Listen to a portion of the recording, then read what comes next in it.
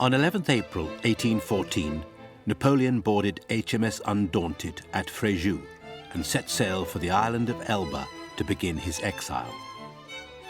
His journey from Paris was fraught with danger, as royalist mobs stoned his coach and hanged him in effigy.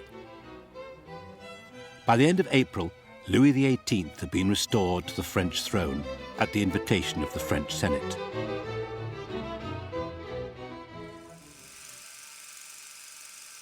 A month later, the First Treaty of Paris was signed. France was to be contained within the borders of 1792. All the lands conquered by Napoleon were lost. France found herself isolated in Europe. It was all over. On the 6th of April, 1814, Napoleon abdicated. His armies had been defeated in eastern France by overwhelming invasion forces, particularly Austrians and Prussians, and with Russian support. British troops had invaded southern France. Napoleon's marshals were no longer reliable, and indeed it was in fact a collapse among his governing group and his military high command that helped force him to abdicate. That was it. The Allies, they didn't execute him, but he was sent into what was by any standards a humiliating exile. The man who'd been Emperor of the French, who'd been crowned with the crown of Charlemagne, who'd been King of Italy, was now left as a principality, a small island, Elba, off the coast of Italy. He was in a pretty terrible mental condition. He had never himself really truly lost in the 1814 campaign, but yet he was in a position where everything he had fought for was about to be denied him. The Allies were refusing to allow him to reunite with his wife, Marie-Louise. They were refusing to allow him to unite with his son, the King of Rome. Marmont, who was one of his trusted marshals and friends, had allowed himself to be talked into giving up huge numbers of men to the Allies. The revolt of the marshals, Marshal Ney and the others, coming to him and saying, "Listen, fella, it's over. It's all done with. We're no longer going to campaign for you, and give it up." Although he had accepted exile as inevitable, Napoleon had no intention that it should be permanent. For the time being, though, he settled down in his new home, the town of Porto Ferraio, where he was greeted enthusiastically by the local population. His first impressions of the island were not promising. There were signs of deprivation and poverty everywhere. Napoleon resolved to improve the lot of his new hosts. Napoleon had a resiliency to him. He was able to pick up his spirits, and after he was exiled to Elba, he undertook being the Emperor of Elba with a passion. He built roads and fortifications, and he went around the town talking with people. He received delegations of visitors. He did everything he could to make it work. But there were problems. He was certainly a very busy man and kept himself very busy. He didn't dwell on his misfortune, the misfortunes of his past.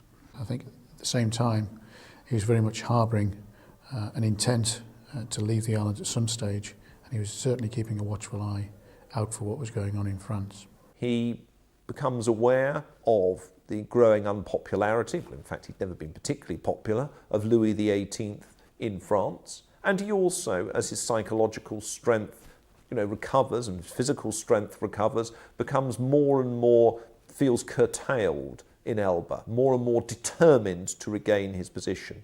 Napoleon's health began to improve as the spring water at Poggio helped to relieve his dysuria. He began supervising improvements to his house in Porto Ferraio, which he had decorated to look like an Egyptian temple. He set aside rooms for his wife and son, confident that they would soon be joining him. He also continued to remain in contact with Josephine, who still kept Napoleon's apartments at Malmaison just as he had left them. But they were never to meet again. On 29th May, the former empress died of diphtheria, aged only 50. History Hit is an award-winning streaming platform built by history fans for history fans. Our goal is to bring you award-winning documentaries that cover the events and figures that have shaped our world all in one place. Travel with us to the fascinating world of prehistoric Scotland or uncover the lives of the people who called Pompeii home. We also aim to bring you the stories and legends that shaped our world through our award-winning podcast network. Sign up now for a free trial, and Timeline fans get 50% off their first 3 months. Just be sure to use the code TIMELINE at checkout. Napoleon did, however, have 2 female companions on Elba, his 64-year-old mother, Laetitia, and his sister, Pauline. But still Napoleon longed to see his wife and son, but Marie-Louise remained in Austria. Napoleon constantly wrote to her. She didn't reply.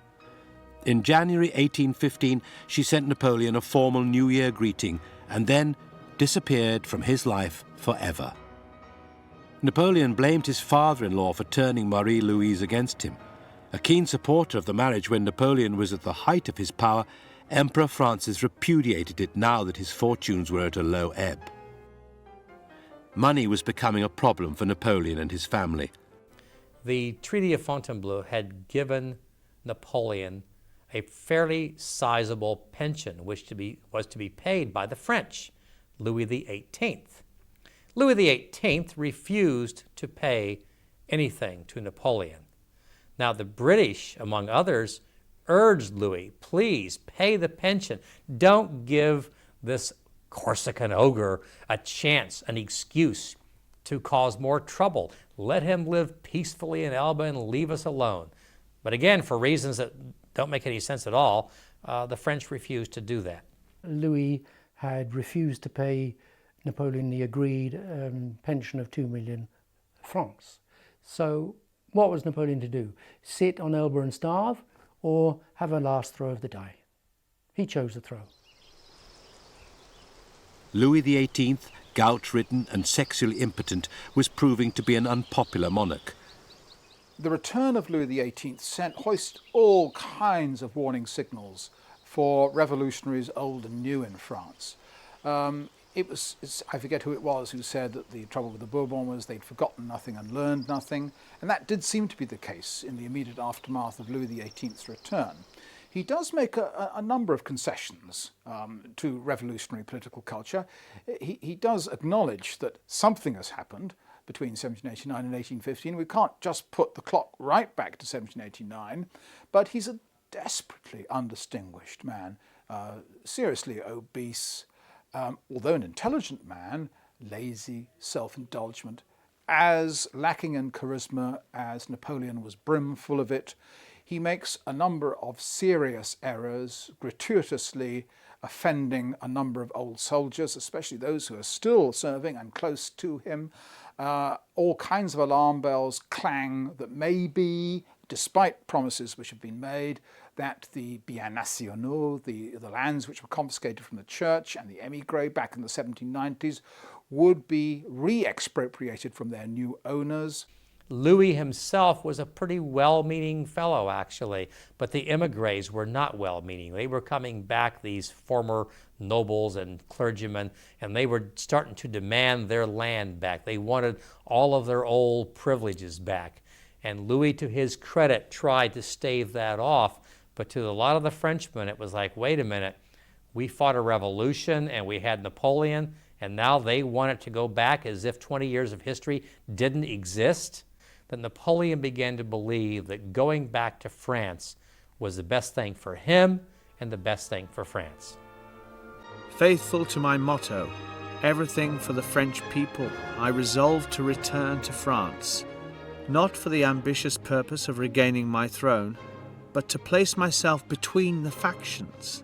I had always thought that France wished only for equality, and I had given her perfect equality. I had now learned from events that she was likewise desirous of liberty, and I resolved to make France the freest nation in the world. On 15th February 1815, Napoleon's former foreign minister, Hugh Bernard Marais, sent a secret ambassador to Elba begging him to return. Napoleon was cautious. As a keen student of history, he knew that few exiles had staged successful comebacks. But if Marat thought he could succeed, he resolved to take the chance. His mother agreed. "You're doing the right thing.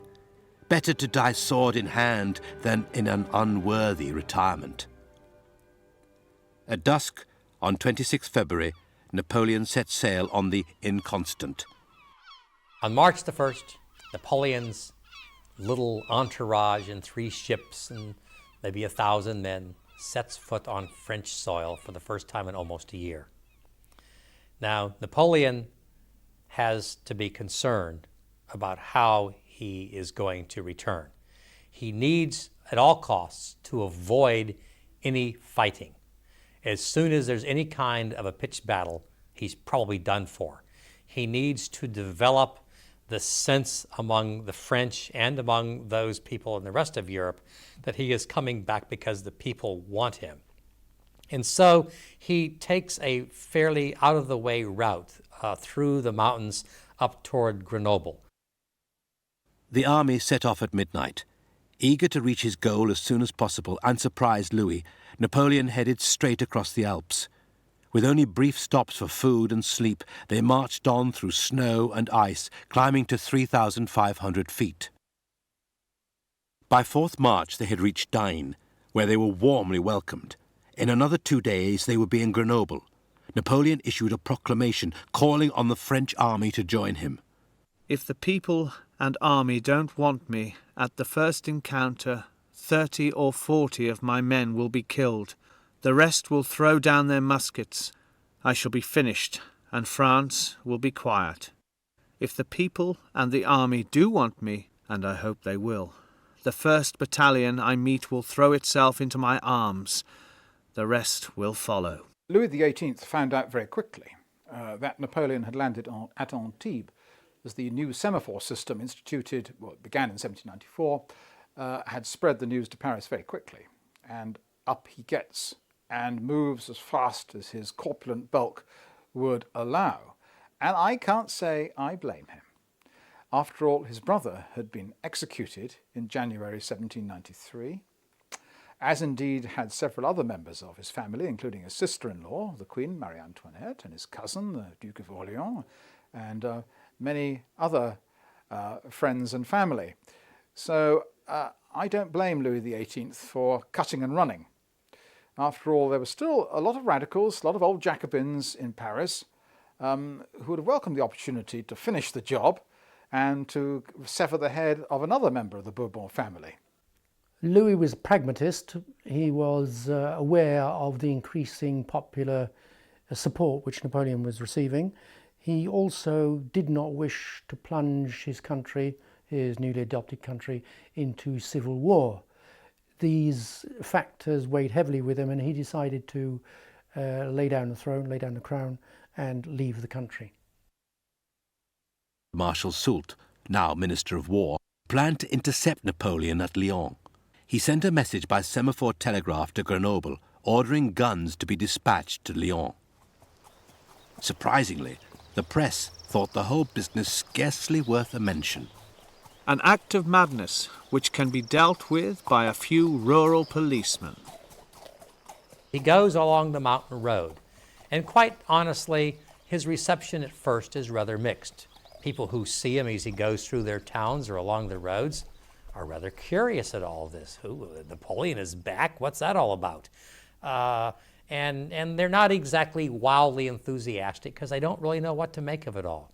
But the further he goes, he begins to pick up more and more people. He has interviews with people along the way, and he begins to talk about how he no longer wants to conquer territories. He simply wants to rule France. He wants to bring back the revolution. He wants to bring back enlightenment to the people of France. He says, I'm old and I'm fat. I really don't need to conquer any more territory.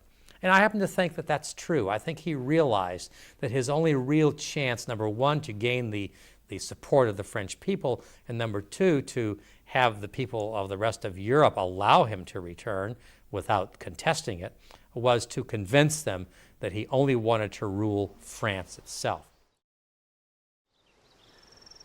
2 mornings later, in the village of Cap, Napoleon was wakened with urgent news. Pierre Cambron, in command of the advance guard, reported that a battalion of the 5th Line Regiment was only a few miles north under Major Delessart. Despite having 1,100 men to Delessart's 700, Napoleon was in no mood to fight his own countrymen. He had a deep abhorrence of civil war. He ordered Cambron not to open fire. Instead, he ordered his Polish lancers to advance slowly. Delessart withdrew his men, and Napoleon ordered the lancers to wheel and return. Unfurling his tricolour, Napoleon commanded the Guards band to strike up the Marseillaise. As the men of the 5th stood entranced, Napoleon rode forward and dismounted. Someone recognized the former emperor and gave the order to fire. Napoleon opened his familiar grey overcoat and exposed his white waistcoat as a target to the soldiers. And he says, you know, soldiers of the 5th Regiment, if you wish to kill your emperor, here I am. And there's a moment of silence. Somebody cries out, "Vive l'Empereur, long live the emperor," and all chaos breaks loose. They all mob him. The officer that had been trying to get them to fire, of course, is totally out of it at that point. And all of the soldiers go to him. Waving their shakos on the tips of their bayonets, the soldiers rushed to embrace him. They tore the white cockades from their hats and replaced them with the tricolour ribbons banned by King Louis, which they still carried in their knapsacks. They were hankering, all these old soldiers, after the glory days from 1796 to 1809, when they had rampaged all over Europe, raping, murdering, looting, pillaging, and getting patted on the back for it. They weren't terribly interested in peace and poverty. So when Napoleon appeared, all the old glory immediately was received by them. They were hungry for him to come back. They thought no further than, let's have another glorious battle and win it. So 1 by 1, 10 by 10, regiment by regiment, they fell under his spell and flocked to his banners. The reaction of many of the French people was one of, here comes an adventurer, a gambler, and very little attention was paid to it, particularly within Paris itself. But as his advance towards Paris continued, and so the numbers that went across to him increased, then I think he was looked towards as a potential, not saviour, but certainly a restorer. At 7 o'clock that evening, Napoleon learned that a dense column of troops had been sighted, marching south in battle formation. Although clearly outnumbered, Napoleon prepared to resist them and ordered his men into defensive positions. He was in luck. He recognized their commander as Charles de Labédoyère, colonel of the 7th Regiment of the Line. The young officer at once surrendered and embraced Napoleon. Together, they combined forces and handed over the regimental colours, marched on to Grenoble, where they found the town stoutly defended by 2,000 men. A band of local peasants, some 2,000 strong, marched up and down under the walls. He walks in triumph through the gates of Grenoble. The officials of Grenoble refuse to open the gates for him, and so the citizens tear them down and later present Napoleon with the shattered pieces of wood that made up the gates and said, "Since they would not open the gates for you, we have destroyed them, and here they are."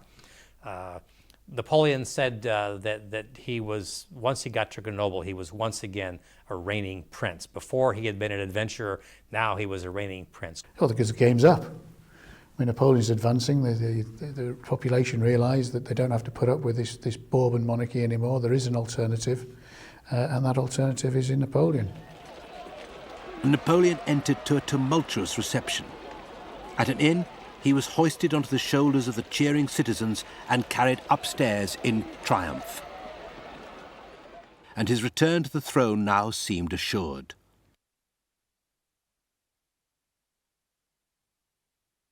But an obstacle lay in his way, in the shape of his old comrade, Marshal Ney.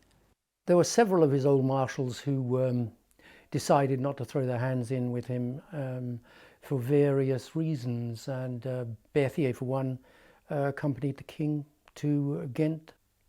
Other leading figures had had enough of Napoleon and his incessant war-making. They had become rich, they'd become fat cats, but they'd never been able to enjoy it.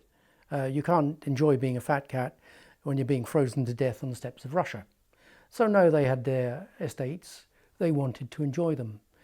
The lure of Napoleon had faded for them, and they decided that they wanted no more of him.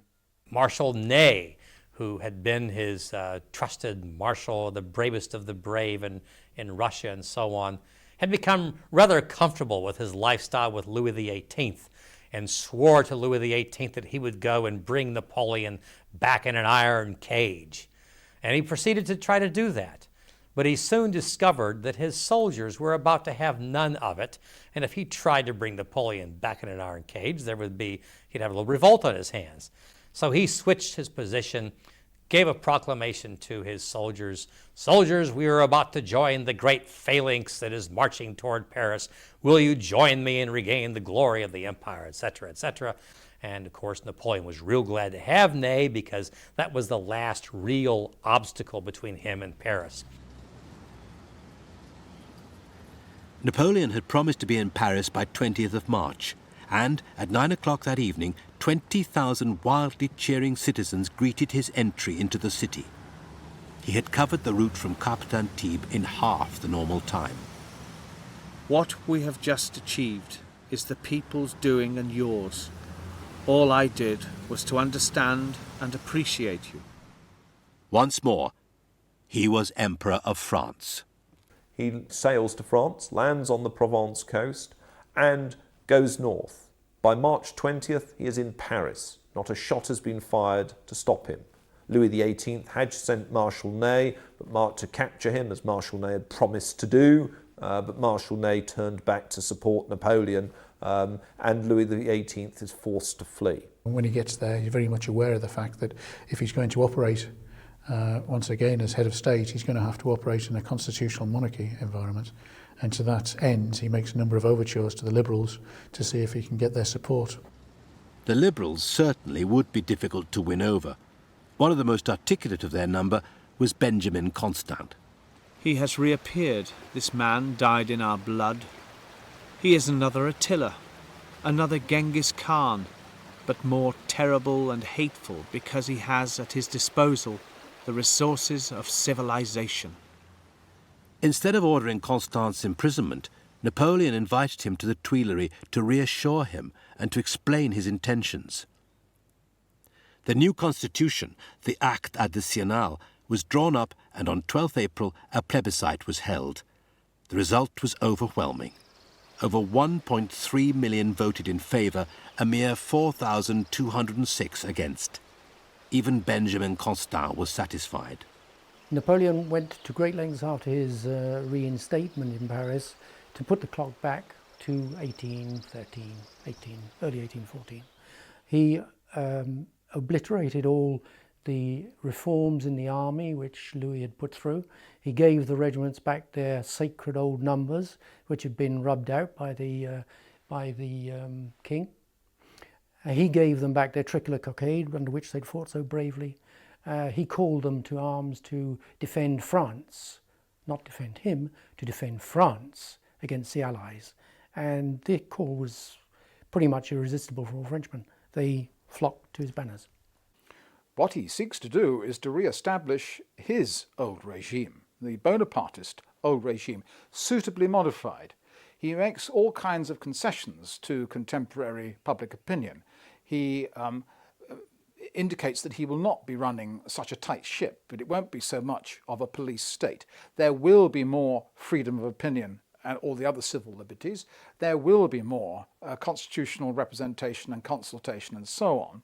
There will be less of the militaristic ambitions of the past. All this rhetoric pours from him in a constant stream. Whether anybody believed or not is a different matter. But this is a very short period, remember. It is only 100 days, and his major, of course, the thing he had to spend most time on was getting some kind of army together to prevent retribution from the Duke of Wellington and Marshal Blücher. During Napoleon's exile, France had signed an alliance with England and Austria, and many in England were reluctant to break it now that Napoleon was once more emperor. One English member of Parliament was typical of the general consensus. Bonaparte has been welcomed back to France as a liberator. It would be monstrous to declare war on a people in order to impose a government they do not want. Talleyrand, however, wished to turn the Allies against Napoleon. He was at a ball with Wellington, Metternich and Tsar Alexander when news of Napoleon's return reached Vienna. Talleyrand persuaded England, Austria, Russia and Prussia each to put 150,000 men in the field to crush the emperor forever. The emperor sent his special envoy, Montron, to Metternich to sue for peace. He also wrote a letter in his own hand to the Prince Regent in England. Metternich refused to see the envoy. The Prince Regent's letter was returned unopened. War was now inevitable. There was one real flaw in his strategy, and it was something he really couldn't avoid because he needed to act fast when it came to the timing for leaving Elba. But the Congress of Vienna was still going on. So all of these leaders of the various coalitions against him were still where they could quickly make decisions. He sent letters pleading for peace. He sent letters, to his father-in-law, the Emperor of Austria, saying, my father-in-law, please send my wife to me, please send my son to me, I want to have peace, I want nothing else. Sent the same thing to the Emperor of Russia and so forth and so on. But they were having none of it. They declared him an international outlaw, whatever that is, and said, we are not just going to fight France, we are not just fighting Napoleon, we're going to crush him, we're going to send armies against him. So Napoleon couldn't avoid having to fight in order to maintain his position. It's not clear that there was ever really any alternative to the resumption of war. Certainly, the Allied powers in Vienna had no intention of responding to any peace tentatives from Napoleon. And they began planning a war to put Louis XVIII back on the throne.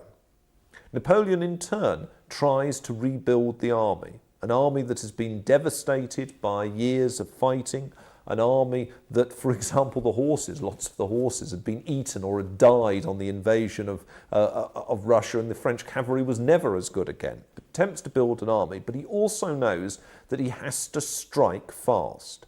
After all, against him there will definitely be the British, the Austrians, the Russians, the Prussians, as well as a host of other lesser Allied powers. From King Louis, Napoleon inherited an army of 100,000.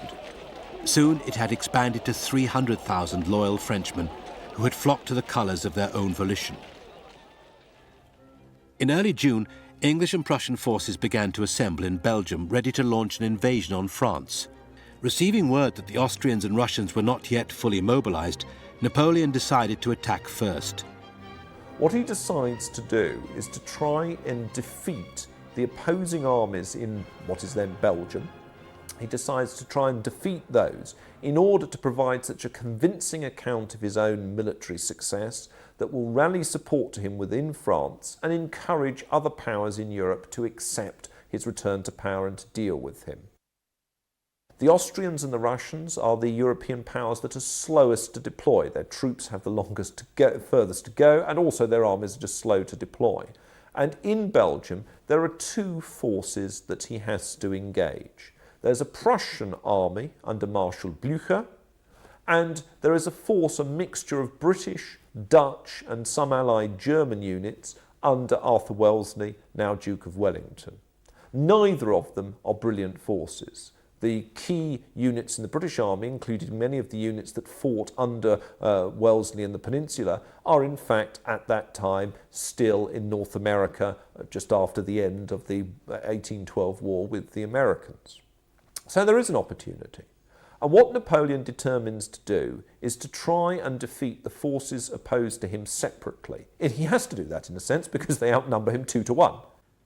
On 11th June, he left Paris. 2 days later, he arrived at Arvin, where an army of 125,000 was waiting for him. At dawn on 15th June, he took the Russians by surprise and captured Charleroi. The Prussians were surprised by Napoleon's rapid advance at Charleroi. Partially the fault of the commander on the spot, partially the fault of the Prussian High Command, who exposed him in that position and failed to support him in response to his reports of increased activity. They were thrust back towards Ligny. The following day, the Prussians took up their position at Ligny, with Wellington at Quatre Bras, 7 miles to the northwest. Napoleon planned that Ney, who commanded the left, should attack Quatre Bras before pressing on to Brussels. The French invade Belgium on the 15th of June. The next day, contact, battle. The Prussians are at Ligny. Napoleon attacks them. He wants an attack on front, flank and rear to destroy the Prussians. Marshal Ney is supposed to move via Quatre Bras to push back the British there, or any British that might be there, and to attack the Prussians in the flank and rear. He doesn't do so. Ney hesitated, and at 1 o'clock, Napoleon sent a second order. I'm surprised at your long delay in carrying out my commands. There is no time to lose. Attack with greatest impetuosity everything in front of you. Ney was only initially fighting against a very small force, and he could have easily swept them aside and taken the campaign north to Wellington himself. But for some reason, Ney was quite timid. He seemed convinced that he was facing the major part of Wellington's army, and as a result, he was reluctant to move forward.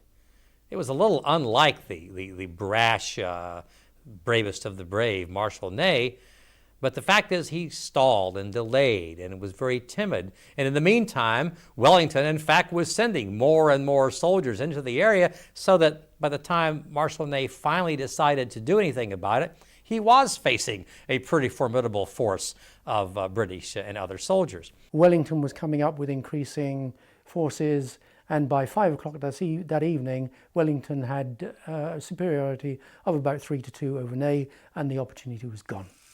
Napoleon, on the other hand, was fighting the Prussians at Ligny, and he was having a great deal more success. The Prussians retreated. Napoleon, though outnumbered, came within an ace of capturing Blucher. Ney's vacillation, though, meant that he had to abandon his plan to take Brussels. The next day, he visited the wounded Prussians in Ligny. He gave them brandy and directed that their wounds should be dressed. He then detached 30,000 men under Emmanuel de Grouchy to pursue the remaining Prussians. I would submit that he could have sent Grouchy, Marshal Grouchy, with his soldiers in immediate attack. If nothing else, it would have shown them exactly where the Prussians were going, and they could have, done it a few more of them.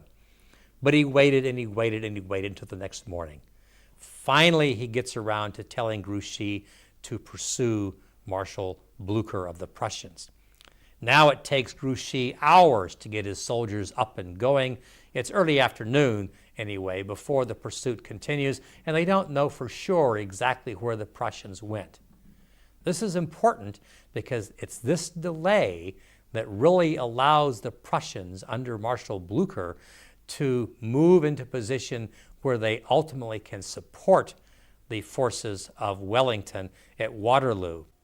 Napoleon then decides that he will turn on the British. In pouring rain, Napoleon and Ney pursued the English as they retreated towards Brussels. 6 miles further on, Wellington took up a position on Mont Saint-Jean, a piece of high ground near the village of Waterloo. Napoleon made his headquarters to the south at a nearby farm called Le Caillon. Next morning, as Napoleon breakfasted with his generals, his brother Jérôme brought fresh intelligence. Blucher planned to march from Wavre to join Wellington. Stupidity. After a battle like Ligny, it is impossible for them to join forces. We have 90 chances in our favour, and not 10 against us? The British and the Austrians are special in this sense that they had been fighting more or less continuously since 1792 in the case of the Austrians, 1793 in the case of the British, had expended gigantic sums of treasure and oceans of blood over the previous quarter of a century. The Austrians had gone bankrupt in 1811. The British were suffering serious financial difficulties, as indeed all the powers were. So there's a general determination to put a stop to this menace once and for all. The good old warhorse Blücher had decided to go, much against his chief of staff's advice. His chief of staff was Gneisenau, who harboured some resistance, who acting together with the British. Blücher ordered them to make for Plancenoit, for Waterloo, as fast as they could, and to join the battle, the final battle against Napoleon. At 11 o'clock, after an hour's sleep, Napoleon woke refreshed and took up position on high ground near the farm of Rossomme. Mounted on his white mare, Désirée, he surveyed the field. He must have been extremely confident. The rain had stopped, and his army was numerically superior, having 72,000 men against 68,000. He also boasted 90 more guns. At 11:25, Napoleon gave the signal for his guns to open fire, whilst Jerome attacked the enemy's right in order to draw off troops from Wellington's centre. The bombardment continued for an hour and a half. Then Napoleon ordered the Comte d'Erlon's First Corps to attack. Napoleon, in the end, is to be castigated for the French tactics at Waterloo. In particular, it's to be argued that successive frontal attacks played to the strength of the defensive firepower of the British and Allied forces, and that he didn't outmaneuver his opponents. There's some truth in that. I mean, it could have been a battle that he could have tried to make much more of an attempt to outflank his opponents or to attack them hard in the flank. He doesn't. Why? Well, in part time. He wants a quick battle. He wants to engage them before they can retreat. In part, his actual physical and mental state. He's ill, he's tired, he's run down, and I think it's fair to say that there are also specific problems with the French army. It's a new one. It is underpowered in terms of artillery. The artillery itself, the deployment is delayed by overnight rainfall, which has ensured that the clay soil has become a bit waterlogged, so that delays the battle. But having said that, it is still a battle that has to be fought. The artillery pounding had caused surprisingly little damage in the English ranks. Knowing the power of the French artillery, Wellington had drawn his men back on the reverse slopes. He then moved them to the top of the ridge, where they fired down on d'Erlon's troops, inflicting substantial losses. The Guard were confronted by some opponents who were not exactly slouches themselves, and the British Army's reputation for musketry was beautifully upheld at Waterloo. They shot the Guard to pieces, and the Guard couldn't take it, and they crumbled and fled. As the French retreated, the Scots Greys pursued them. Napoleon sent in the 6th and 9th Cuirassiers against them. The Scots were wiped out, but at a price. The French had lost 5,000 men. At 1:30 in the afternoon, Napoleon moved his headquarters to La Belle Alliance. There, a surprise awaited him. Jerome's intelligence had been correct. Blücher's advance guard had arrived. Suddenly, Napoleon was forced to fight on two fronts. The appearance of Blücher on the scene at Waterloo in 1815, in a way, is of symbolic importance. Blücher was a very elderly gent by the standards of Napoleonic warfare, and yet he possessed the necessary reserves of physical stamina and moral courage to get his army, which man for man was probably the best army in any of the Allied combat units, or indeed and certainly superior to Napoleon's troops, to get them going and to get them there in time. Blücher was a very interesting, extremely aggressive and bloodthirsty person who hated Napoleon and the French and was seeking to avenge, as he saw it, a deep sense of humiliation inflicted on Prussia by Napoleon after 1806. So, in a way, Blücher personifies a major change which has taken place in the way in which the old regime powers waged war. Now they have learned all the lessons of French revolutionary and Napoleonic warfare and are applying them with deadly effect against those that created them in the first place. Ney launched the main assault against Wellington, even though horse after horse was shot from beneath him. At 6:30, his efforts were rewarded when he captured the farm of La Haye-Sainte. Napoleon needed to act swiftly before Blücher's main force arrived. His plan was to send 5 battalions of guards up the slopes of Mont Saint-Jean under the command of Marshal Ney. Despite quick and accurate fire from the English, the guards pressed on. At this point, a second Prussian corps under the Graf von Zieten arrived and attacked the guards from the right. At the same time, Wellington sent 3 regiments of hussars charging down the hill, where they broke one of the guards' squares.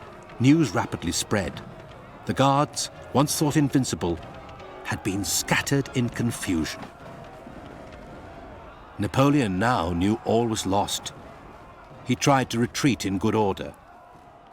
One could always ask the hypothetical question, what would have happened had the Prussians not arrived? I think what I would say is that late in the day, a final breakthrough, even if it had occurred as a result of the French committal of the Guard against the British, would not have been the enormous blow that it would have been earlier in the day, because it would not have been possible to exploit the victory as one would have been able to do if one had had, many hours of daylight left. Napoleon's first instinct was to rally his troops at Charleroi and continue fighting. But there were already fears that back in Paris the Assembly might surrender in his absence. He hastily returned to the capital, arriving at 7 o'clock on the morning of 21st June. The strain of battle and 3 sleepless nights had taken their toll. Napoleon was a very sick man.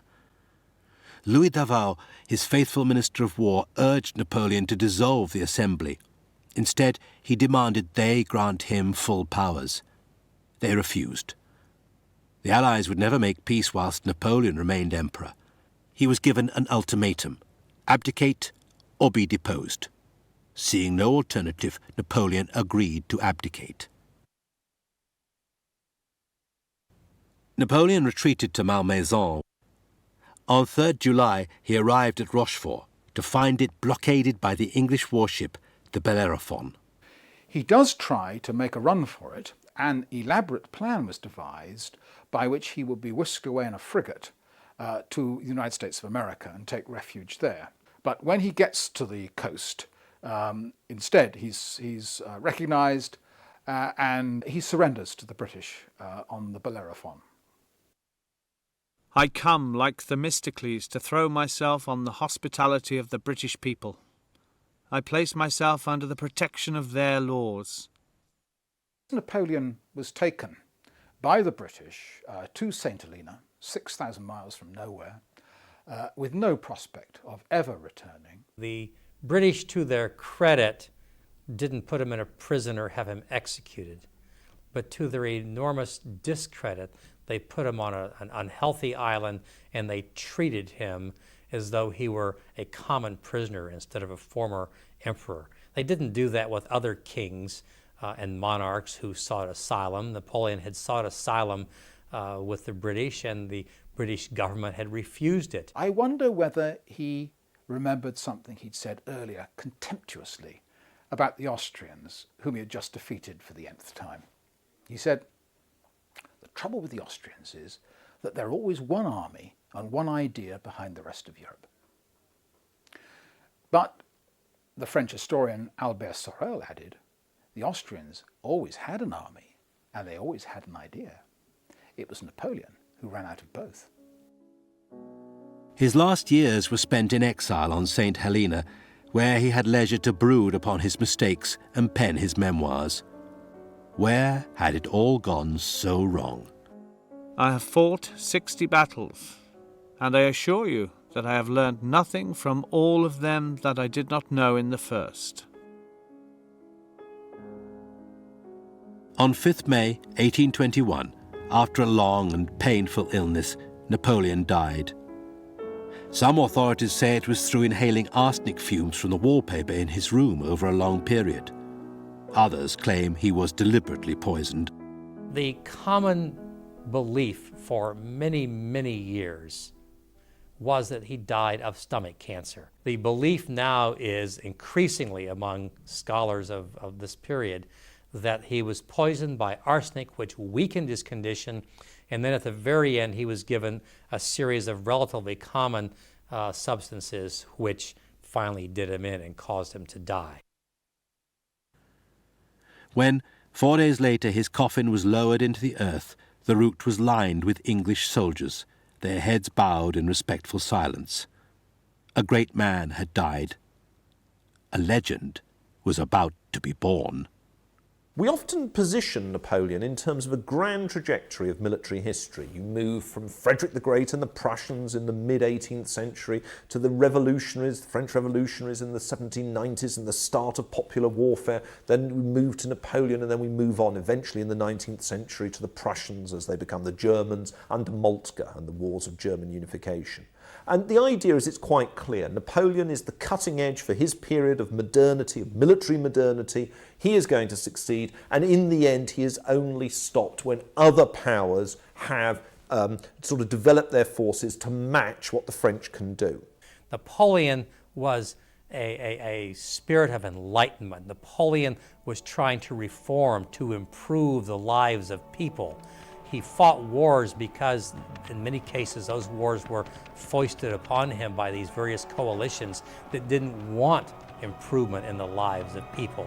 The Austrians and the Russians and the Prussians were afraid that their own people would get the idea of freedom and equality and the liberty given under the Civil Code and so on. Napoleon is seen by people throughout the world, even today, as the father of modern Europe, maybe as the father of the European Union, as someone who stood for moving out of the old order and into the new order. Was it an imperfect move? Of course. Was Napoleon imperfect? Of course he was. He did overextend. He did get a little greedy. Maybe he shouldn't have done this or done that. But if you take him as a whole, if you look at Napoleon as a whole, you see someone who added a great deal of positive impetus to the history of the world.